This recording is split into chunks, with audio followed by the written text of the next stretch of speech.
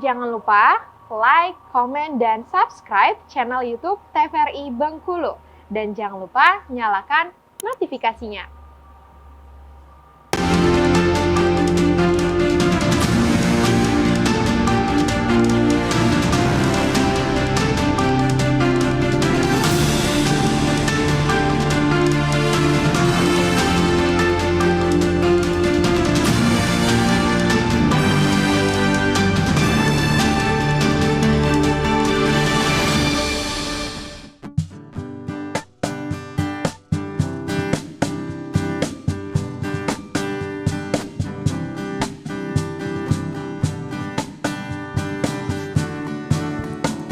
Saatnya satukan suara, pemilu akan diselenggarakan kembali. Ayo pilih seseorang yang berpengalaman, bahkan punya jiwa yang hebat.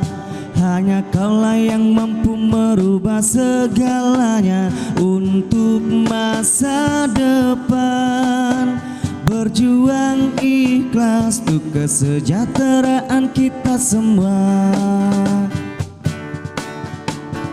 Saatnya satukan suara, pemilu akan diselenggarakan kembali. Ayo pilih seseorang yang berpengalaman, bahkan punya jiwa yang hebat. Hanya kaulah yang mampu merubah segalanya untuk masa depan. Berjuang ikhlas untuk kesejahteraan kita semua. Berjuang ikhlas untuk kesejahteraan kita semua. Ya, Assalamualaikum warahmatullahi wabarakatuh. Selamat sore pemirsa TVRI Bengkulu, apa kabar Anda? Senang sekali saya Afriko Zuhri kembali menjumpai Anda dalam program acara Berendo. Ya pemirsa, tentunya pada kesempatan kali ini kita akan membahas satu tema menarik masih berkaitan dengan pemilu. Dan seperti kita ketahui akan kita bahas nantinya tema berkaitan dengan pelanggaran pilkada. Nah untuk itu pemirsa saya akan perkenalkan terlebih dahulu narasumber kita yang sudah hadir pada kesempatan kali ini. Sudah ada Bapak Paham Syah ini selaku Komisioner Bawaslu. Assalamualaikum Pak. Waalaikumsalam. Gimana kabarnya, sehat Pak? Alhamdulillah. Alhamdulillah sehat ya. Walaupun hari ini kalau kita melihat cuaca memang lagi nggak hujan, mendukung ya. sedang Kadang hujan. ya cerah, hujan, mendung, ini memang lagi suasana di Bengkulu saat ini. Tapi tetap semangat beraktivitas.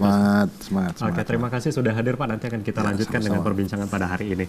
Ya pemirsa, TVRI Bengkulu berkaitan dengan tema kita pada hari ini, yakni pelanggaran pilkada. Nah seperti yang kita ketahui pada saat ini proses dari tahapan pemilu memang sudah berlangsung. Dan memang saat ini di setiap tahapan pasti dan juga akan berpotensi juga terjadinya pelanggaran. Maka dari itu perlu adanya pencegahan.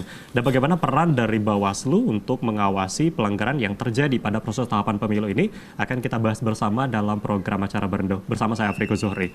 Dan kalau kita bahas berkaitan dengan tema kita pada kali ini pelanggaran pilkada. Memang kalau kita melihat mungkin hampir beberapa bulan lagi gitu ya, nggak sampai setahun lagi akan kita laksanakan pesta demokrasi gini Pak.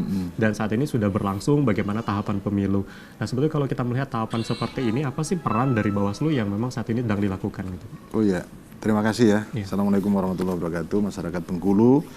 Terima kasih kami diundang kembali ke TVRI dengan satu tema yang luar biasa tentang pemilu.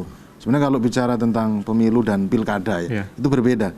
Jadi kalau pemilu itu pemilihan umum, itu lebih ke legislatif, pilpres dan DPD. Kalau pilkada itu pemilihan gubernur, kemudian wakil gubernur, bupati, wakil bupati, wali kota, dan wakil wali kota.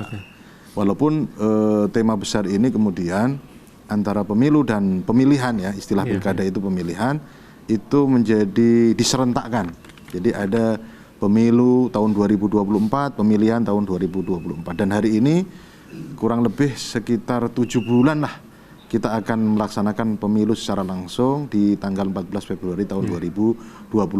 Dan Bawaslu seluruh tahapan yang dilakukan oleh KPU itu diawasi oleh Bawaslu. Begitu ya. Jadi kalau melihat untuk tahapan dan juga proses tahap saat ini memang mengawasi dari tahapan KPU ya yang sedang dilakukan gitu benar, ya Pak. benar. Oke, nah kalau dari pilkada ini sendiri, ini kan memang katakanlah masih dalam bagian dari pemilu ya Pak. Ya, benar. Masih dalam bagian pemilu.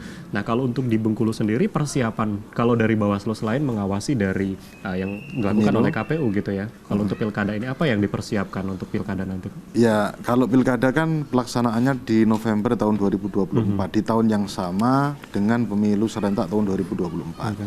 Artinya nanti akan ada tahapan yang beririsan antara pemilu, legislatif, pilpres, kemudian dengan pilkada di November tahun 2024 itu. Artinya ya Bawaslu itu semua tahapan baik pemilu dan pilkada itu diawasi. Nah persiapan-persiapan kalau hari ini misalkan kita lagi fokus kemarin penyusunan mata pilih, daftar pemilih. Kebetulan PIC-nya saya sampai ke pleno di tingkat nasional yang dilakukan oleh KPU itu kita awasi. Kemudian setelah itu juga ada tahapan tentang pencalonan DPR, pencalonan DPD, kemudian legislatif ya dan pilpres itu juga diawasi oleh Bawaslu. Nah, Bawaslu itu mengawasi semua, jadi semuanya diawasi tahapan-tahapannya. Bahkan hari ini masih verifikasi administrasi calon perbaikan ya, perbaikan di legislatif misalkan dan DPD itu juga diawasi oleh Bawaslu. Nah, ketika pilkada juga sama, pilkada semua tahapan pilkada mulai dari perencanaan, nanti penyusunan daftar pemilih, kemudian pencalonannya pilkada, nanti ada pencalonan gubernur, pencalonan wakil gubernur, bupati, dan wakil bupati, wali kota dan wali kota, kemudian masa kampanye. Terus kemudian pemungutan penghitungan suara, bahkan sampai rekapitulasi suara, bahkan sampai penetapan, itu semuanya diawasi oleh Bawaslu. Nah, begitu. Artinya kalau kita melihat peran dari Bawaslu ini memang katakanlah memang cukup penting gitu ya dalam pelaksanaan pesta demokrasi karena ini sebagai penyelenggara juga gitu ya Pak. Oke, tapi sebelum kita lanjut kita akan mengundang narasumber kita satu lagi Pak untuk kita ajak untuk berbincang pada kesempatan kali ini. Ya pemirsa TVRI Bengkulu tentu saja pada kesempatan kali ini juga ada narasumber yang akan bergabung bersama kami. Untuk itu akan kami undang langsung sudah ada Arca Wijaya ini selaku Presiden Mahasiswa UNIP. Silakan kami undang untuk masuk. Silakan. Assalamualaikum ya. Waalaikumsalam warahmatullahi wabarakatuh. Selamat sore. Ya, silakan duduk. Oh, silakan. Oke. Ya, pemirsa TVRI Bengkulu tentu saja pada kesempatan kali ini sudah hadir Arca Wijaya ini selaku Presiden Mahasiswa ya dari Universitas Bengkulu. Apa kabarnya? Alhamdulillah baik ya untuk Alhamdulillah ya. Tadi terkendala mungkin karena hujan ya kalau kita melihat hari ini ya. Iya, cuacanya. Terima kasih sudah menyempatkan waktunya. Kita akan berbincang-bincang dan tadi kita sudah ngobrol juga dengan Pak Hamsyah ini berkaitan dengan tema kita ya Pak, yakni pelanggaran pilkada. Nah, kalau tadi sudah berbicara bagaimana peran dari Bawaslu gitu ya untuk mengawasi dari pilkada ini sendiri. Mungkin kalau dari Arca sendiri melihat dalam proses tahapan, katakanlah bukan pilkada, pemilu secara umum gitu ya Pak. Secara besarnya gitu pemilu. Seperti apa sih tanggapannya dari Arca sendiri melihat proses tahapan saat ini? Oke ya, tahapan dari penyelenggara ya, teman-teman dari KPU dan Bawaslu ya saat ini mungkin. Kalau dari segi mahasiswa ya, berbicara tentang tahapan ya tentunya proses ini sangat luar biasa ya. Sebelum hari H di Februari nanti ya, saya rasa kita mahasiswa pun sudah melihat progres yang telah dilakukan oleh teman-teman KPU saat ini. Mungkin sosialisasi kemarin pembentukan tim ya, tim dari segala ini mungkin dari Bawaslu, PPS tingkat bawah itu saya rasa sudah dilakukan dengan baik dan maksimal. Tetapi juga ada beberapa catatan juga mungkin ya, karena ya dalam hal segi persiapan pastilah ada suatu hal yang kekurangan gitu ya.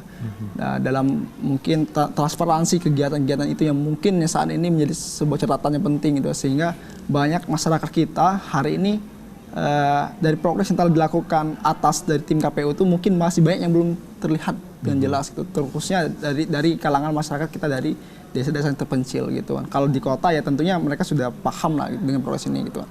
Dan mungkin itu ya dari sudut pandang saat ini yang saya amati ataupun mahasiswa yang saat ini amati sebagai sebagai pengawas lah gitu kan, saat ini sebagai seorang mahasiswa gitu. Ya, jadi kalau melihat ini pengawasan secara umum dari masyarakat gitu ya Pak. Artinya masih banyak masyarakat yang katakanlah di daerah-daerah terpencil yang belum mengetahui apa sih sebetulnya proses tahapan yang saat ini sedang dilakukan gitu. Nah, apakah ini ada bagian juga dari Bawaslu untuk memberikan sosialisasi dan memberikan informasi kepada masyarakat umum lainnya gitu? Seperti apa? Sebagai salah satu dari penyelenggara pemilu, Bawaslu kan mungkin hampir sama juga dengan KPU ya. KPU, kita punya instrumen, kita punya jaringan, ada panitia ad hoc di tingkat bawah, misalkan mulai dari Bawaslu Provinsi, ada Bawaslu Kabupaten Kota, kemudian ada panitia ad hoc yang sudah dibentuk yang disinggung oleh Ketua BEM tadi, ada Panwascam, ada PKD, yang instrumen-instrumen itu kan ada di desa-desa juga. Jadi PKD itu kan di tingkat desa ya, pengawas desa dan kelurahan. Dan nanti ketika di hari H itu juga akan dibentuk PTPS namanya, pengawas TPS yang juga langsung hadir di TPS-TPS tempat dilakukannya pemungutan dan penghitungan suara. Nah, instrumen kita itulah sebenarnya juga yang menjadi bagian dari agen untuk juga ikut mensosialisasikan. Kalau pengawasan di Bawaslu itu ada namanya pengawasan partisipatif. Ada gerakan pengawasan partisipatif yang ingin melibatkan semua pihak. Jadi semua stakeholder itu juga terlibat. Nah, masyarakat juga dilibatkan. Kemarin ya beberapa waktu yang lalu kita juga hadir bersama KPID misalkan menyapa kawan-kawan yang waktu itu ada seluruh camat dan lurah di kota. Kemudian ada juga di S2 Mikom ya, di UNIP waktu itu. Terus kemudian bersama KPID juga melakukan sosialisasi di Winfast yang mengumpulkan seluruh BEM. Ya, artinya dan banyak yang instrumen-instrumen yang memang ikut berpartisipasi dalam pengawasan gitu ya. Betul, Oke, kita akan lanjutkan kembali setelah break. Pemirsa TVRI Bengkulu masih dalam pembahasan yang sama berkaitan dengan tema kita pada hari ini, pelanggaran pilkada, dan semakin menarik nanti akan kita bahas di segmen selanjutnya. Jangan kemana-mana, tetap di Berendo.